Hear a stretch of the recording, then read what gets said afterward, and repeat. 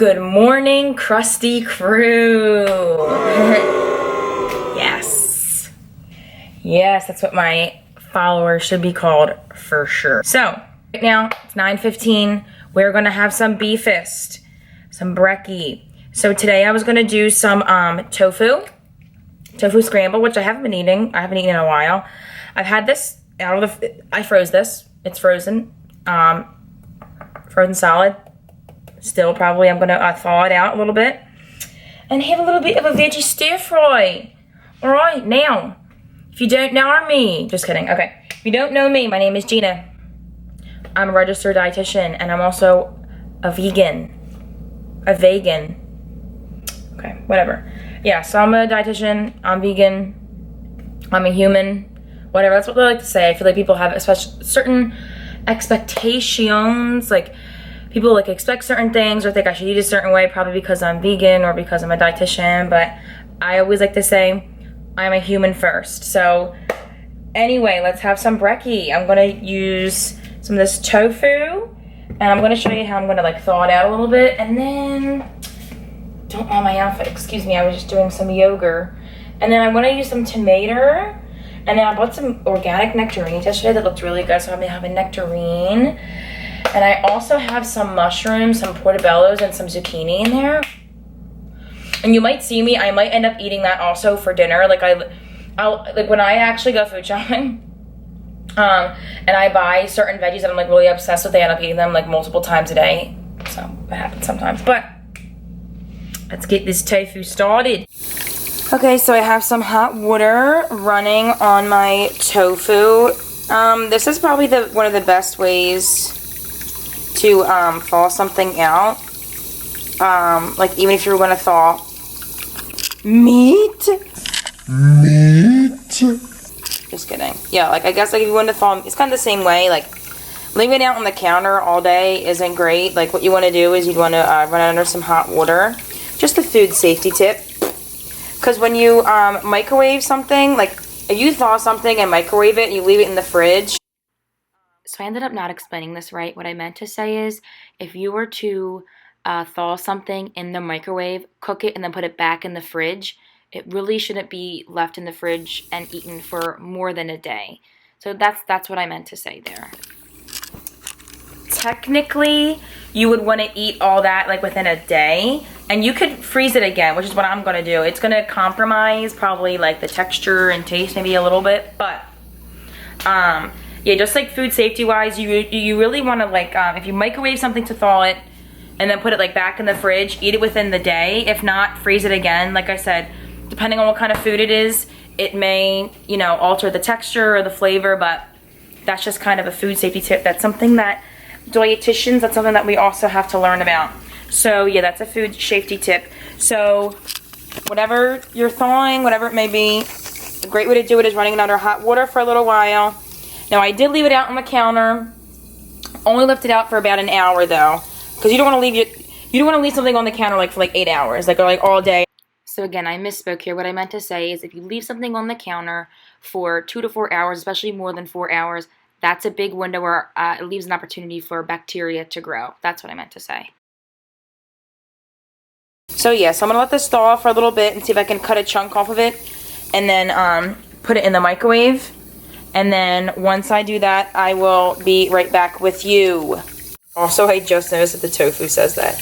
I'm firm in my vegan ways. Freaking vegan weirdo. So I wrapped up my extra tofu in some like plastic wrap and then in some aluminum foil.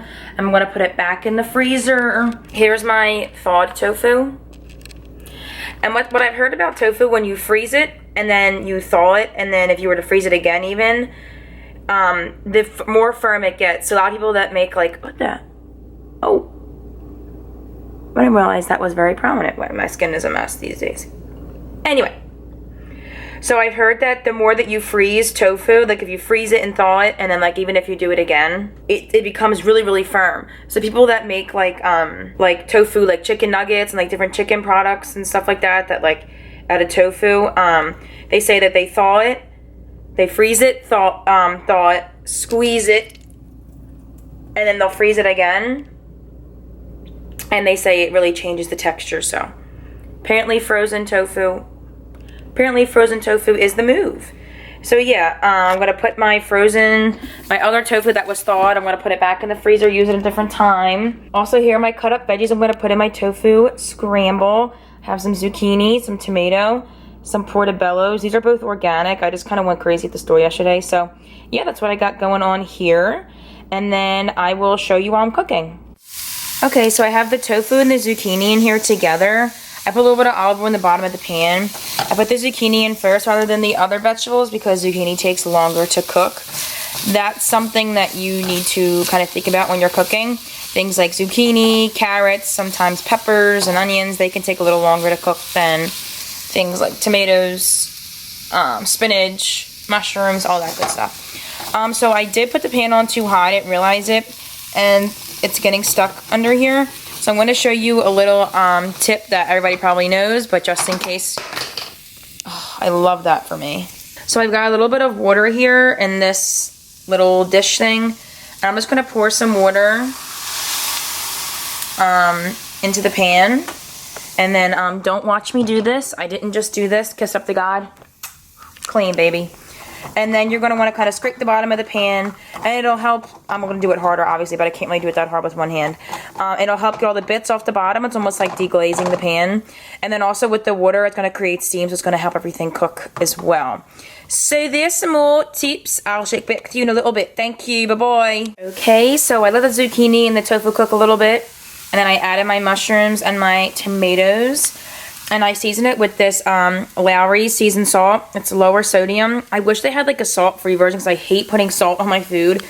But this stuff is so freaking good. Like, I will put this on my salads. Like, if you've never had Lowry seasoned salt, like, you need to try it. It's absolutely delicious. So, I'm going to plate this up and we gonna eat it, baby. Alright, guys. So, this is the finished product.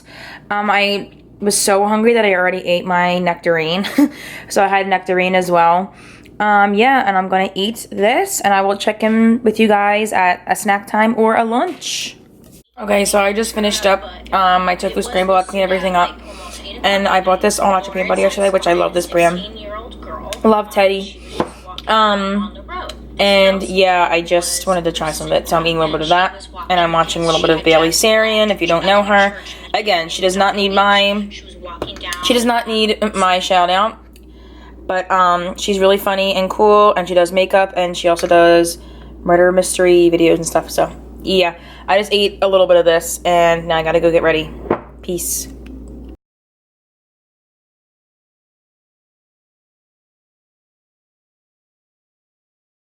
Hi guys, so it is about 1:20 in the afternoon. I'm gonna have some lunch. Here's what I'm having. Sorry, I kind of already made it. So I have a salad here. I have some romaine. I have tomatoes and cucumber, and for protein I have some the Morningstar Farms, the vegan chicken strips, and then I also have some of the Boca veggie crumbles. I try not to eat too much of like the mock meats. Okay, so this is what the Boca veggie crumbles look like, and if it'll focus. No, it's focused on the freezer. Okay, cool. Yeah. And these are the ingredients, if you can see. So, soy protein concentrate. So, yeah, they're made from soy protein concentrate, and soy protein concentrate is actually a little less processed than soy protein isolate. So, I don't go crazy over the soy stuff, like freaking out about like the estrogens and stuff like that. I don't really know that much about it. It's something I have to do research on. But yeah, so I use some of those and some of the, you know what, maybe I'll just dig in my trash. Here we go. Trash digging. It's these Morningstar Farms. They're vegan, and they are made from soy protein isolate, actually, and also wheat gluten. But yeah, so that's what I use. I try not to use too much of the mock meats. I'm not opposed to them, like the fake meats. But I try to do, you know, of course, more things like beans and edamame and tofu and lentils and quinoa instead of the mock meats. But usually about once a day I'll eat something that has a mock meat in it. I try not to do it more than once a day. So that's kind of how I do it. Is it the best thing in the world? Maybe, maybe not. But that's just kind of what I like to do. So yeah, I have as the dressing, I use some of this olive oil. It's kind of has a strong oil taste for me this kind. My mom usually gets, oh my goodness, this kind, but we are all out. So yeah, either way. So I did some of this. I used some lemon juice, and I also used some of the Lowry's seasoning salt again. Guys, I told you I'm addicted. It's bad. I need to stop. But yeah, and how I measure my oil actually is, you'll see here, it's just a small cap. I will fill up 2 of these and put them in there. And I've measured this before, and this doesn't even equal a tablespoon of oil. So I highly suggest that if you are using, you know, making your own dressings, which I love to do and I suggest you do, if you just fill up the cap and pour it in and then mix it up really well, you should be good. So that's what I do. I'm going to eat this, but I will update you guys in a little bit. Thank you. Bye. Call from Hawaii. Why? Why? Anyway, okay, so just a quick update for you guys. I finished my lunch and then I ate some chips and guac. Okay, bye. That's just all I want to tell you. Okay, bye. So looking at my lunch, this is definitely really dense in calories and fat. And that's because, honestly, I waited too long to eat and I was super hungry, and I'm always tempted by the chips and guac that are at my house. I live with my parents, so I kind of have to deal with some of that stuff. But, you know, had I eaten a snack between my breakfast and my lunch, I would not have been as hungry, and I would not have eaten as much as I did, you know, at this meal. That's something you want to consider, you know, when you're eating and planning your meals, making sure you're snacking in between to keep yourself from overeating at meals. And hey, I'm human. I did it. It wasn't the worst thing I could have eaten, but, you know, it happens. So just wanted to point that out, that my lunch is a little bit too calorie and fat dense for what I would like. So a way to avoid that is definitely just to have a healthy snack in between and not wait too long to eat. Okay, so it's about 2 o'clock now. I have to leave for work in a few minutes, but I have, I'm going to be working till around 6:37. So I packed a couple of snacks to hold me over. I have some almonds, some Skinny Pop popcorn, and then in here, and this, I can't believe it's not butter thing, I have some grapes. So yeah, that's going to be my snack while I'm at work. I'm not sure if I'm going to eat it all. I probably will, because within the next 5 hours, I'm probably going to eat both of these. Yeah, I would say so. So yeah, I will check in with you guys when I am home from work, and I will let you know what I eat for dinner. All right. Hey guys, so I just got back from work. It is like 7:50. I'm going to have some dinner. So while I was at work, I did have my grapes, and oh my God, I was squeezing in the car. Sorry. So at work, I did have my my grapes and my almonds and about half of my bag of the popcorn.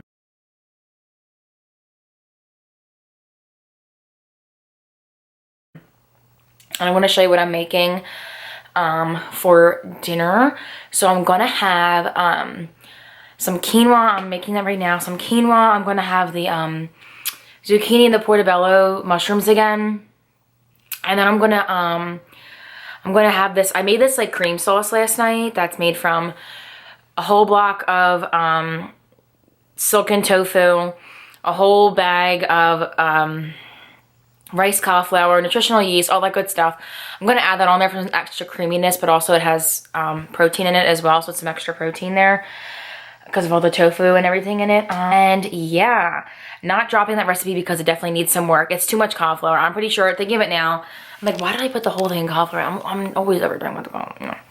I'm always overdoing it with something. So yeah, I think I just put too much cauliflower in it. But yeah, so I'm gonna have that.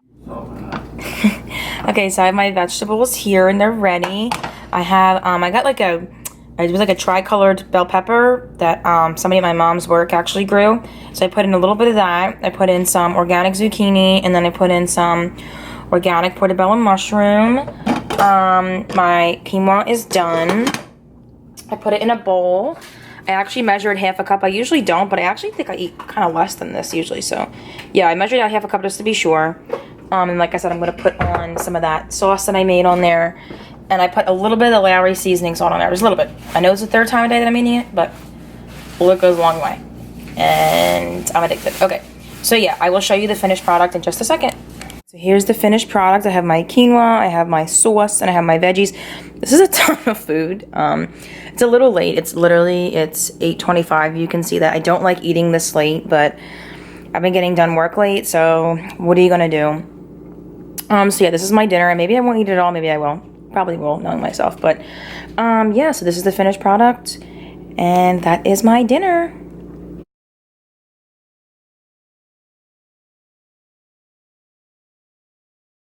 Okay guys, so it's 8:37. I just finished up my dinner and cleaning up. Ugh, I'm full.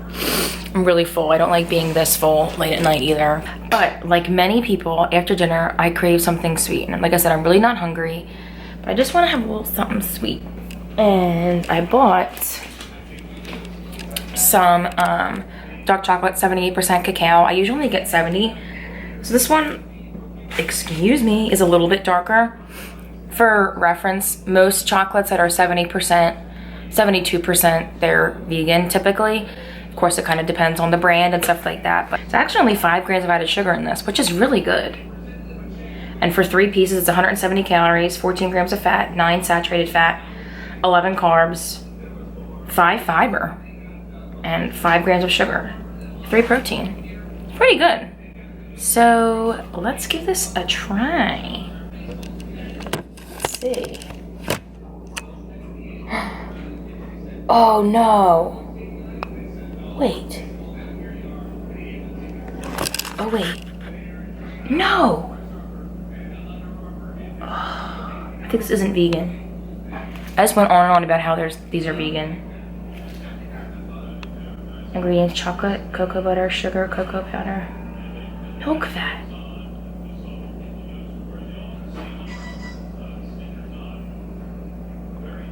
No freaking way I bought this.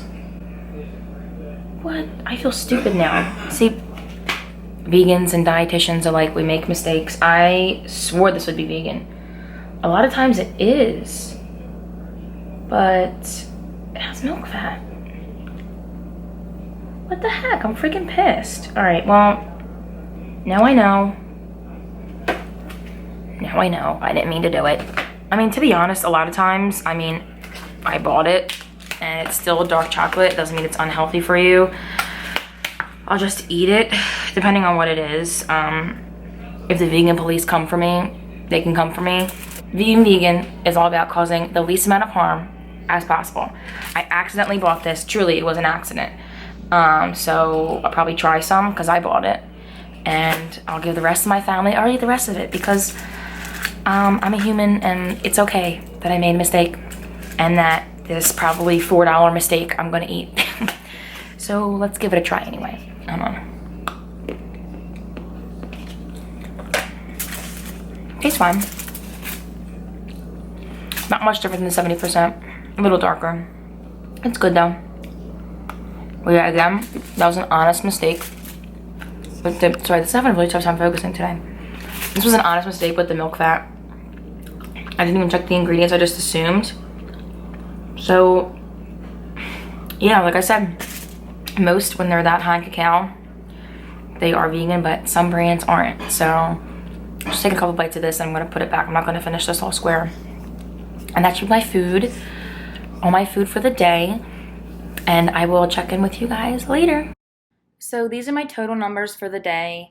It's really cool to see. I never really track my meals anymore. So it's really neat to see, you know, how much am I actually getting, you know, for the whole day.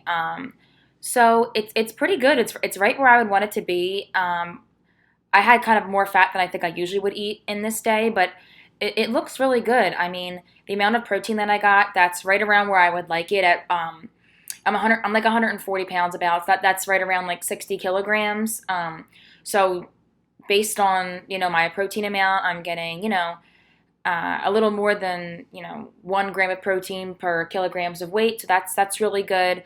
You know, my carbs are good. I think, you know, it's more fat than I probably usually would eat, but I had a couple different sources of fat from the guacamole and the peanut butter and the almonds and the olive oil and stuff like that. And my carbs are fine. I have lots of fiber. Or as you can see, you know, that's more than you really need for the day. You need about like 24, 25 grams. So I have about 39 there, which is great. And vitamin-wise, I hit most of my vitamins, you know, missing some B5, some B12, no vitamin D, a little bit less of my vitamin E. I'm missing some omega-3 fats, as you can see there. Um, and my other vitamins and my minerals, I'm a little low in calcium, a little lacking in iron, and also lacking a tad in selenium and zinc.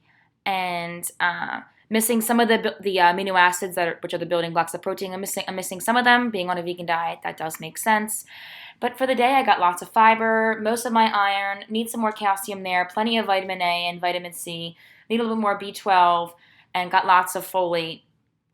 Um, the biggest thing with that is, all I can say is, just if you take a multivitamin, you should be fine. That's what they're there for. They're called a supplement because they supplement a healthy diet. They're there just to fill in the gaps. So yeah, I hope you guys enjoyed this video. It was really cool and eye-opening for me to see, you know, what I'm actually eating, because I never really track my meals. I just try to eat more intuitively. So it's kind of cool, maybe once in a while, to try to track a day here and there. So I hope you enjoyed this video and you now see what a vegan dietitian eats in a day. And thank you so much for watching. Bye, guys.